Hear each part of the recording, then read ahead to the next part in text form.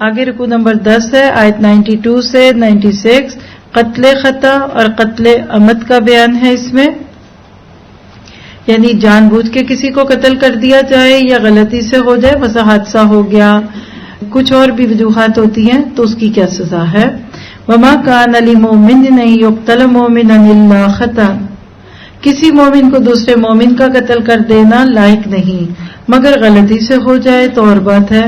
اور جو شخص کسی مسلمان کو بلا قصد یعنی بلا ارادہ مار ڈالے، اس پر ایک مسلمان غلام کی گردن آزاد کرنا اور مقتول کے عزیزوں کو خون بہا پہنچانا ہے. ہاں یہ اور بات ہے کہ وہ لوگ بطور صدقہ معاف کر دیں، اور اگر مقتول تمہاری دشمن قوم کا ہو اور ہو وہ مسلمان تو صرف ایک مومن غلام کی گردن آزاد کرانی لازمی ہے. یہاں آپ دیکھیے کہ اسلام میں گردن کی یا جان کی کتنی حرمت ہے، کتنے سیٹ ڈیفائنڈ رولز دیے جا رہے ہیں. اور اگر مقتول اس قوم سے ہو کہ تم میں اور اس میں عہد و پیمان ہے تو خون بہا لازم ہے، یعنی بلڈ منی جو اس کے کنبے والوں کو پہنچایا جائے، اور ایک مسلمان غلام کا آزاد کرنا بھی ضروری ہے. بس جو نہ پائے اس کے ذمہ لگاتار 2 مہینے کے روزے ہیں اللہ تعالیٰ سے بخشوانے کے لیے. کون سا قتل ہے؟ خطا کے جان کے؟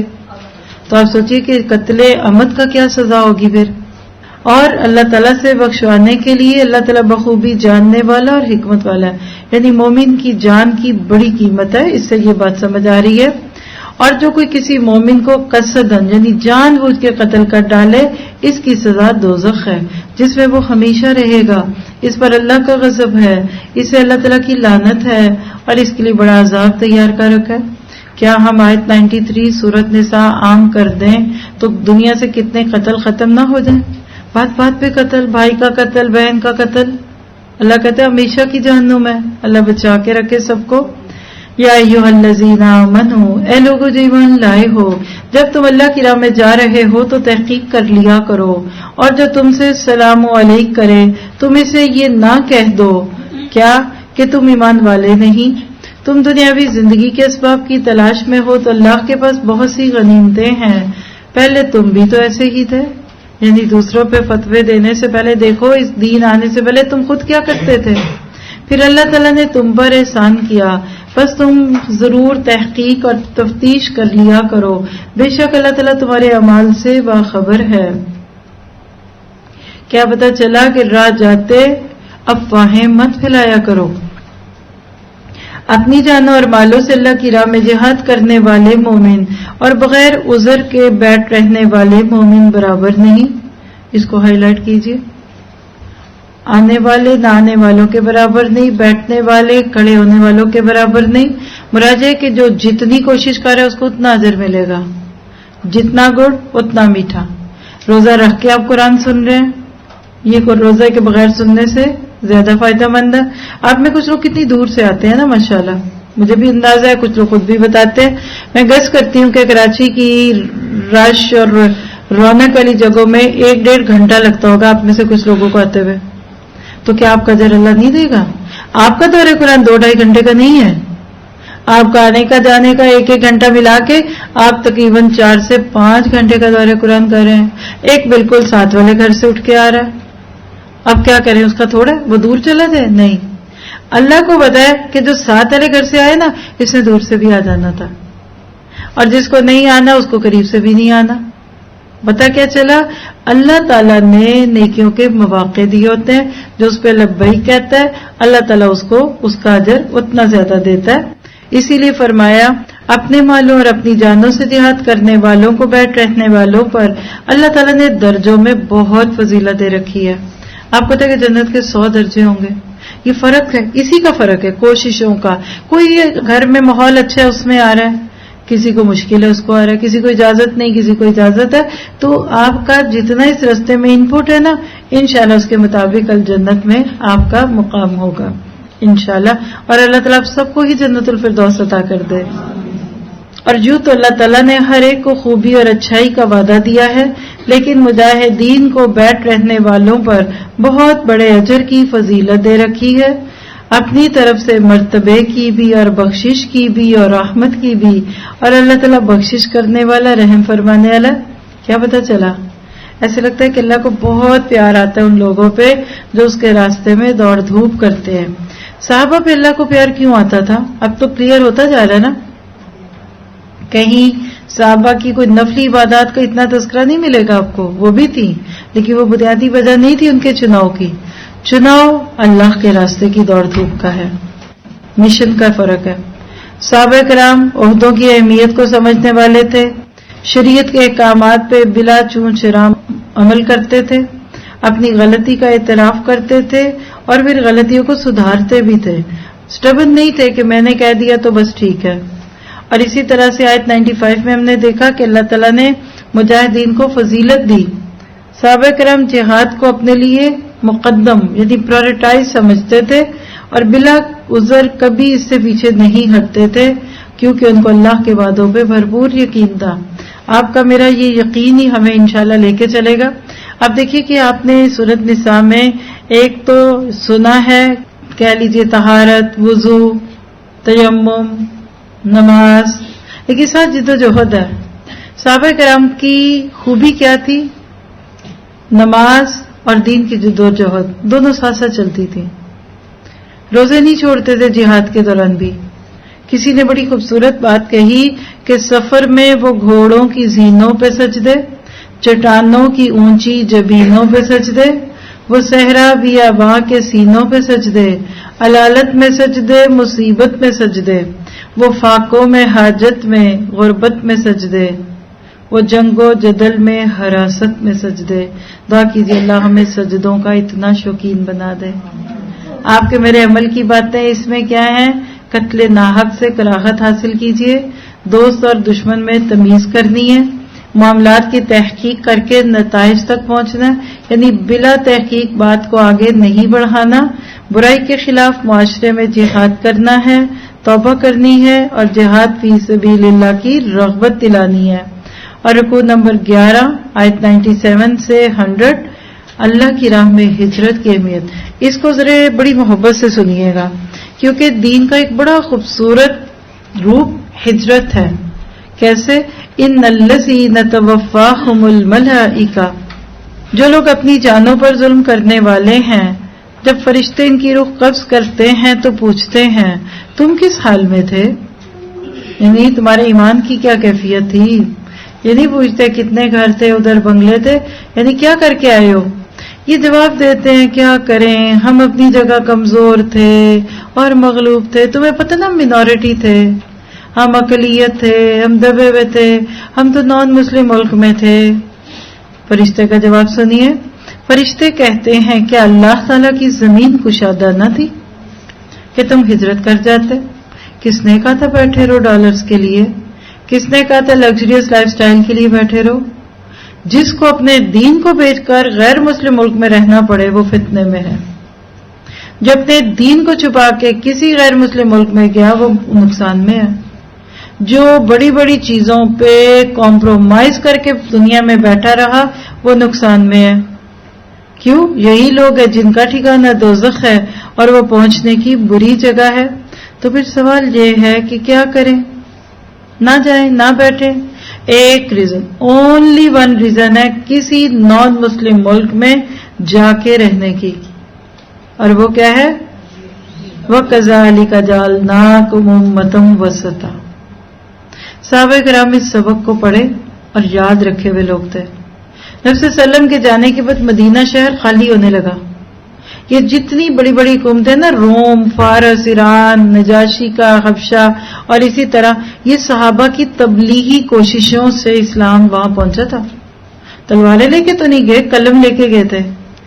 آج جتنی مسلم پاپولیشن یورپ میں ہے، امریکہ میں ہے، کینیڈا میں ہے، آسٹریلیا اور ریسٹ آف دی ورلڈ میں ہے، اگر ان سب کے جانے کا مقصد ابلاغ ہوتا، تبلیغ ہوتی، تو صرف ڈالرز نہ یہ کماتے، اولادوں کا سکون بھی مل جاتا، خوشیاں بھی ملتی، لا خوف علیہم ہوتا، پھر یہ سود میں نہ ڈوبے ہوتے، قرضوں میں نہ ڈوبے ہوتے، پھر ان کے دلوں پہ گلٹ نہ ہوتا. بس ایک وجہ. اور جب مسلمانوں نے یہ چھوڑا، اپنے بچے بھی اسلام پہ نہ رہے. جا کے لوگوں کے آنسو تو پوچھیے. اپنے بچے کا دین، اپنی بچی کا دین مشکوک، اپنا شوہر بے دین تو چھوڑیے کئی عورتوں کے ساتھ انٹرسٹڈ ہے. اور آج اپنے ملکوں میں بھی یہ کوئی کم نہیں ہے. آج جتنی آفتیں امت مسلمہ پہ پوری دنیا میں نا، اس کی وجہ یہ ہے کہ ہم نے لوگوں کو اللہ سے جوڑنا چھوڑا ہوا ہے. آج بھی سینوں میں ٹھنڈک، چہروں پہ اطمینان، خوشی آپ کو صرف ان لوگوں کے دکھے گی جو لوگوں کو اللہ سے جوڑتے ہیں، صرف اللہ کی رضا کے لیے، کوئی اور غرض نہیں، کوئی مال نہیں، کوئی شہرت نہیں، کوئی کسی نام سے مسلک سے لگاؤ نہیں، صرف یہ ہے کہ میری کوششوں سے یہ لوگ بچ جائیں. تو اللہ تعالیٰ کہتے ہیں کہ ایسے لوگوں کو بتا دو یہ بات کہ اگر تم اپنے مفادات کے لیے بیٹھے رہے تو پھر آپ رو کہ مجھے نہ کل دکھانا. دیکھیے بچہ تھوڑی پکڑ کے بادام توڑے، ماں سمجھائے دیکھو ہاتھ پہ لگ جائے گی، ہاتھ پہ لگ جائے گی، نہیں سمجھ رہا. شوق ہے نا تجربوں کا، وہ اندر بادام کھولنا تھا نا. ماں کہتی ہے دیکھو اگر ہتھوڑی لگی، چوٹ لگی تو روتے ہوئے میرے پاس نہ آنا. اور واقعی ایسا ہوتا ہے. آج کے مسلمانوں کو اللہ یہ پیغام دیتا ہے اب مجھے رو کے نہ دکھاؤ، میرے سے شکوے شکایتیں نہ آ کے حرم میں کیا کرو، یہ بگڑ گیا، یہ ہو گیا، وہ ہو گیا، سکون نہیں ہے کیونکہ تم نے میرا کام چھوڑ دیا. تمہارے دل میں درد ہی نہیں، تم بے درد ہو، تم ہر جائی ہو. آج پوری دنیا میں آگ لگی ہوئی ہے، پوری دنیا میں ہر جگہ. وہ کہتے ہیں نا برق گرتی ہے بیچارے مسلمانوں پہ. اللہ آپ کو آیت 98 میں کیا کہتے ہیں؟ مگر جو مرد اور عورتیں اور بچے بے بس ہیں، انہیں نہ تو کسی چارے کار کی طاقت ہے اور نہ کسی راستے کا علم ہے. بہت ممکن ہے کہ اللہ ان سے درگزر کرے کیونکہ اللہ تعالیٰ درگزر کرنے والا اور معاف فرمانے والا. ہم پیسے بھیج دیتے ہیں، جاؤ سیریا میں پیسے بھیج دو، جاؤ فلاں جگہ مسلمان بیچارے یمن میں پھنسے ہوئے ہیں، برما میں مسلمان ہیں. کبھی تم نے سوچا کہ دشمن کو اتنی ضرورت کیسے ملی؟ اس لیے ملی کہ تم نے اس دشمن کو اسلام نہیں دکھایا. دیکھیے قلم اٹھا لیں، آپ ہتھیار نہیں اٹھانے پڑیں گے. آپ ان غیر مسلموں تک قرآن کا پیغام عام کر دیجئے، یہ کبھی آپ کے نبی کے کارٹون نہیں بنائیں گے، یہ کبھی آپ کو ٹیررسٹ نہیں کریں گے. ہم تو we are too busy with دنیا. ابھی ڈالر کما کے گننے بھی ہیں، ابھی اس کو انویسٹ بھی کرنا ہے، کہاں رکھیں، اس کو ٹیکس سے کیسے بچائیں، اس کو ادھر ادھر کیسے موو کریں. 100 غم پڑے ہیں، ہم سے نہیں ہوتا اللہ کا کام. ہاں مسجد میں نماز جا کے پڑھائیں گے. آج مسلمان اس بات کی سزا کھا رہے ہیں. اللہ تعالیٰ کہتے ہیں ایسے لوگوں کو بتا دو کہ ہجرت کا کیا اجر ہے. دا موسٹ بیوٹیفل آیت آف دس پارٹ دیکھیے گا، جو کہ اللہ کی راہ میں وطن کو چھوڑے گا وہ زمین میں بہت سی قیام کی جگہیں بھی پائے گا. It's true, I can give you the witness, it's true. اور کشادگی بھی. اور جو کوئی اپنے گھر سے اللہ تعالیٰ اور اس کے رسول کی طرف نکل کھڑا ہوا پھر اسے موت نے آ پکڑا تو یقیناً اس کا اجر اللہ کے ذمہ ثابت ہو گیا کیونکہ اللہ تعالیٰ بڑا بخشنے والا اور مہربان ہے. یعنی ابھی منزل پہ پہنچے بھی نہیں، رستے میں اور موت آ گئی. اللہ کو یہ ہجرت، یہ رستے، اللہ کے لیے در بدر جانا، اللہ کے لیے ایک جگہ سے دوسری جگہ کا سفر اتنا پیارا لگتا ہے کہ اللہ اس کو جنت لکھ کے دے دیتا. اور کیا چاہیے؟ ہو سکتا ہے نفلیں پڑھنے سے بھی وہ جنت نہ ملے، تسبیح نماز سے بھی جنت نہ ملے، مرنے والوں کے پیچھے سپارے پڑھ پڑھ کے سالے ثواب کرنے سے بھی وہ جنت نہ ملے، جو اللہ کی نافرمانی کو چھوڑ کر فرما برداری کی طرف آنے یا ایسی جگہ کو چھوڑ کر آنے پہ آپ کو مل جائے. کیا سیکھا؟ عمل والی بات نوٹ کیجئے. اللہ کی زمین بڑی گنجائش والی ہے. جہاں جس جگہ، جس خاندان، جس ماحول میں نیکیوں پہ عمل کرنا مشکل ہو جائے اس کو چھوڑ دیجئے. آج کتنی نیک عورتیں زانی، پاپی، شرابی مردوں کے ساتھ زندگیاں گزار رہی ہیں. یہاں یہ بھی خاندانی نظام کے ساتھ نوٹ کر لیں، قطعاً اس کی اجازت نہیں ہے. پہلے بے جوڑ شادیاں، بلکہ اس سے بھی پیچھے جائیے تو بد تہذیب تربیت، حلال حرام کا فرق دیے بغیر بیٹے کو پالا، سی اے کر دیا، بی اے کر دیا، ڈاکٹر بن گیا، انجینئر بن گیا، لڑکی والا نے فوراً لڑکی دے دی کہ جی لڑکا ڈاکٹر ہے، جی سی اے ہے، جی فلاں ہے، جی پائلٹ ہے. جب لڑکی اس گھر میں گئی پتہ چلا اس کو نماز بھی نہیں آتی، قرآن بھی نہیں پڑھا ہوا، 1-2 لڑکی سے بھی تعلق ہے، 2 سال بعد پتہ چلا ایک بچہ بھی ہے. اب روئے گی بیٹھ کے بچی، اور وہ تو عورتوں کے ساتھ ہے. اللہ کہتے ہیں ہجرت کرو ایسے مرد سے. ایسے گندے مرد کو پہلے موقع دو، مہلت دو، تربیت کرو، اس کے ساتھ رہ کے الگ رکھو، اس کو قرآن کا پیغام دو. حتیٰ یسمع کلام اللہ، آگے سورۃ توبہ میں پڑھیں گے. مشرکین نے مکہ کو 4 ماہ کی مہلت دی تھی. تم بھی اپنے بے دین شوہر کو دے دو یا بے دین بیوی کو دے دو اگر نہیں مانتی، اور اگر نہیں مانتے فتوہاجروا فیہ، نکل جاؤ، چھوڑ دو اس کو. آج ہمارا یہ چیپٹر ہی بند ہے. ہر بات پہ ہم اعتراض کرتے ہیں، دین پہ کہتے ہیں چپ چپ چپ، سب ایسے ہی ہوتے ہیں. ایک بچی ہے وہ کہتی ہے کہ جب شادی کے بعد دیکھا کہ میاں ایسا ویسا ہے تو کچھ دن کے بعد ذرا ساس سے بات کی، کہنے کی چپ کر جائے، اس کا باپ بھی ایسا ہی تھا. مرد ایسے ہی ہوتے ہیں، چپ چپ. یہ ظلم نہیں ہے؟ تو پھر جو بچے بگڑیں گے، پھر وہ بچے باپ کو دیکھ کے بگڑیں گے، آپ اس کا کیا کریں گے؟ 35 سال شادی ہوئی ہے اور ایک 50 55 60 سال کی عورت آ کے کہتی ہے اب میری بس ہوگی، میں اس سے طلاق لے لوں. کیوں بھی کیا ہوا ہے؟ اس میں سارے ساتھ کے ساتھ شرعی عیب ہے مرد میں. میں نے کہا آپ کو اب خیال آیا؟ کہتی ساری زندگی لوگوں نے کہا چپ چپ چپ، لیکن اب گھر میں بہو آ چکی ہے اور اس کے سامنے جب یہ گندے کام ہوتے ہیں تو یہ مجھ سے نہیں برداشت ہوتا. داماد کے سامنے ہماری لڑائیاں ہوتی ہیں، اب یہ نہیں برداشت ہوتا. یہ ظلم ہے. آپ اس کو صبر کہتے ہیں؟ اللہ کہتے ہیں ہجرت کرو. اللہ کے نام پر ایک کو چھوڑو گے، اللہ تمہیں اسے اچھا دے دے گا. لیکن یاد رکھیے یہ سبق ہمارے چیپٹر ہی کلوزڈ ہیں. اس کے پیج وہ جب کبھی کتاب خریدتے تھے تو 2 صفحے جڑے ہوتے تھے نا. ہمارے کلچر میں ایسے موضوعات کھولنے ہی نہیں گئے، نہ مسجدوں میں کھولے گئے نہ تدریس میں کھولے گئے. چپ چپ چپ. بچیاں نہیں بولتی. کیا نہیں بولتی؟ اللہ تو بہت کچھ کہتا ہے. تو یہاں ہجرت کی اس اہمیت کو بھی سمجھیے. اور سب سے بڑی بات ہے نفس پہ یہ ظلم ہوتا ہے. ایسے ماحول میں جان بوجھ کے رہنا جہاں گناہ کرنا آسان اور نیکی مشکل ہو، یہ اپنے نفس پہ ظلم ہے. اور گھر سے نکلتے ہی ہجرت کا اجر ملنا شروع ہو جاتا ہے، اس کا بھی یقین رکھیے. اور اللہ معاف کرنے والا اور درگزر کرنے والا. جو اپنے آپ کو بدل لے، توبہ کر لے، سوری کہہ دے، بالکل پھر بالکل ساتھ رہنا، کوئی حرج کی بات نہیں. اور پھر اللہ تعالیٰ سے بخشش کی امید بھی رکھنی ہے. آگے ہے جی رکوع نمبر 12 آیت نمبر 1 سے 104. نماز اللہ کی یاد ہے. کیسے؟ وَإِذَا ضَرَبْتُمْ فِي الْأَرْضِ، جب تم سفر پر جا رہے ہو اور تم پر نمازوں کے قصر کرنے میں کوئی گناہ نہیں، یعنی جب سفر میں نماز کا وقت آ جائے تو. اور اگر تمہیں ڈر ہو کہ کافر تمہیں ستائیں گے، یقیناً کفار تمہارے کھلے دشمن ہیں. جب تم ان میں ہو اور ان کے لیے نماز کھڑی ہو تو چاہیے کہ ان کی ایک جماعت تمہارے ساتھ اپنے ہتھیار لیے کھڑی ہو. پھر جب یہ سجدہ کر چکے تو یہ ہٹ کر تمہارے پیچھے آ جائیں، اور وہ دوسری جماعت جس نے نماز نہیں پڑھی وہ آ جائے اور تیرے ساتھ نماز ادا کرے اور اپنا بچاؤ اور اپنے ہتھیار لیے رہے. کافر چاہتے ہیں کہ کسی طرح تم اپنے ہتھیاروں اور اپنے سامان سے بے خبر ہو جاؤ تو وہ تم پر اچانک دھاوا بول دیں. یہ صلاۃ الخوف ہے. میدان جنگ میں تیروں کی چھاؤں میں، اور وہاں بھی نماز جماعت سے پڑھی جا رہی ہے. آج ہم گھر بیٹھے مرد جماعت سے نماز نہ پڑھیں تو کتنا اللہ کو غصہ نہ آئے گا. ہاں، اپنے ہتھیار اتار رکھنے میں اس وقت تم پر کوئی گناہ نہیں جبکہ تمہیں کوئی تکلیف ہو یا بارش کی وجہ سے یا بسبب بیمار ہونے کے، اور اپنے بچاؤ کی چیزیں ساتھ لیے رہو. یقیناً اللہ تعالیٰ نے منکروں کے لیے ذلت کی مار تیار کر رکھی ہے. پھر جب تم نماز ادا کر چکو تو اٹھتے بیٹھتے اور لیٹے اللہ کا ذکر کرتے رہو، اور جب اطمینان پاؤ تو نماز قائم کرو. یقیناً نماز مومنوں پر مقررہ وقتوں پر فرض ہے. آج نمازیں بہت ڈھیلی ہیں. یہ جو خاندانی نظام جس کے ہم اصول و ضوابط سیکھ رہے ہیں نا، تو جن گھروں میں نمازوں کا اہتمام ہے وہاں سکون ہوگا. اس کو بھی سمجھنے کی ضرورت ہے. پھر فرمائیں ان لوگوں کا پیچھا کرنے سے دل ہار کر نہ بیٹھ جاؤ.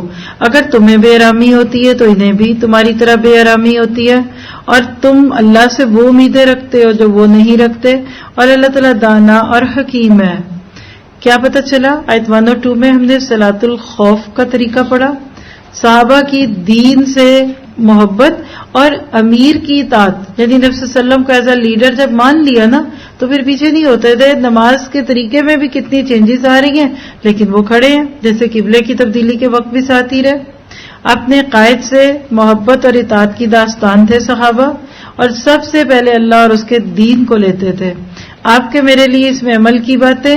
نماز وقت کے اوپر پابندی سے پڑھیے. کیا صرف رمضان میں؟ صرف عمرے پہ جانے پہ نہیں، ہر وقت نیت کرتے. رمضان میں تو خود بہت نمازیں بہت چینلائزڈ ہو جاتی ہے نا. انشاءاللہ رمضان کے بعد بھی اسی طرح نمازوں کا اہتمام کرنا ہے. پھر ہر حال میں اللہ کو یاد کرنا ہے. دشمن کے تعاقب میں کمزوری نہیں دکھانی، اور لوگوں میں حق کے ساتھ فیصلے کرنے ہیں اور نماز کی حقیقت کو سمجھنا ہے اور اللہ تعالیٰ سے امیدیں لگانی ہیں. اللہ تعالیٰ آپ کو مجھے اس کی توفیق عطا فرمائے. آگے ہے جی رکوع نمبر 13 آیت 105 سے 112. فیصلے حق اور انصاف کے ساتھ ہوں گے. انا انزلنا الیک الکتاب بالحق. یہاں اب آگے ایک واقعہ آئے گا. 2-3 رکوع نبی صلی اللہ علیہ وسلم کی زندگی کے ایک بڑے خاص واقعے کے اس کے ترجمے پہ غور کریے گا تو آپ کو خود بھی سمجھ آئے گا انشاءاللہ. یقیناً ہم نے تمہاری طرف حق کے ساتھ اپنی کتاب نازل فرمائی ہے تاکہ تم لوگوں میں اس چیز کے مطابق فیصلہ کرو جس سے اللہ تعالیٰ نے تم کو شناسا کیا ہے اور خیانت کرنے والوں کے حمایتی نہ بنو اور اللہ تعالیٰ سے بخشش مانگو. بے شک اللہ تعالیٰ بخشش کرنے والا مہربانی کرنے والا ہے. اور ان کی طرف سے جھگڑا نہ کرو جو خود اپنی ہی خیانت کرتے ہیں بلکہ دغاباز گناہ گار اللہ کو اچھا نہیں لگتا. وہ لوگوں سے چھپ جاتے ہیں. اصل میں کسی گروہ نے برادری کے نام پر غلط بندے کی حمایت کی تھی اور اللہ کے نبی کو دھوکہ دینا چاہا تھا. اس پہ یہ ساری آیات آ رہی ہیں. فرمایا وہ لوگوں سے چھپ جاتے ہیں لیکن اللہ تعالیٰ سے نہیں چھپ سکتے. وہ راتوں کے وقت جب کہ اللہ کی ناپسندیدہ باتوں کے خفیہ مشورے کرتے ہیں اس وقت بھی اللہ ان کے پاس ہوتا ہے. ان کے تمام اعمال کو وہ گھیرے ہوئے ہے. ہاں تو یہ ہو تم لوگ کہ دنیا میں تم نے ان کی حمایت کی لیکن اللہ تعالیٰ کے سامنے قیامت کے دن ان کی حمایت کون کرے گا اور وہ کون ہے جو ان کا وکیل بن کر کھڑا ہو سکے گا. جو شخص کوئی برائی کرے یا اپنی جان پر ظلم کرے پھر اللہ سے استغفار کرے تو اللہ تعالیٰ کو بخشنے والا مہربانی کرنے والا پائے گا. اور جو گناہ کرتا ہے اس کا بوجھ اسی پر ہے اور اللہ تعالیٰ بخوبی جانتا ہے اور پوری حکمت والا ہے. جو شخص کوئی گناہ یا خطا کر کے کسی بے گناہ کے ذمے تھوپ دے اس نے بڑا بہتان اٹھایا اور کھلا گناہ کیا. ذرا سا اپنا جائزہ لیجئے. کیا میں دوسروں پہ الزام تو نہیں لگاتی؟ عمل کی باتیں اللہ سے مغفرت کی دعا کرنی ہے. خیانت کرنے والوں کی حمایت نہیں کرنی. کوئی برادری سے ہے صرف اس بنیاد پہ اس کا ساتھ نہیں دینا. بد دیانت لوگوں کا ساتھ نہیں دینا اور اللہ کی مرضی کے خلاف چھپ چھپ کر مشورے نہیں کرنے. بے گناہ پر بہتان نہیں لگانا اور برائیاں چھوڑنا ہے. ہمارے بہت سارے کام ایسے ہوتے ہیں جو ہمیں عام طور پہ دوسروں کی نظروں میں تو اچھا لیکن اللہ کی نظروں میں برا بنا دیتے ہیں. اللہ سے یہ دعا کیجئے کہ ہم ہر وہ کام کریں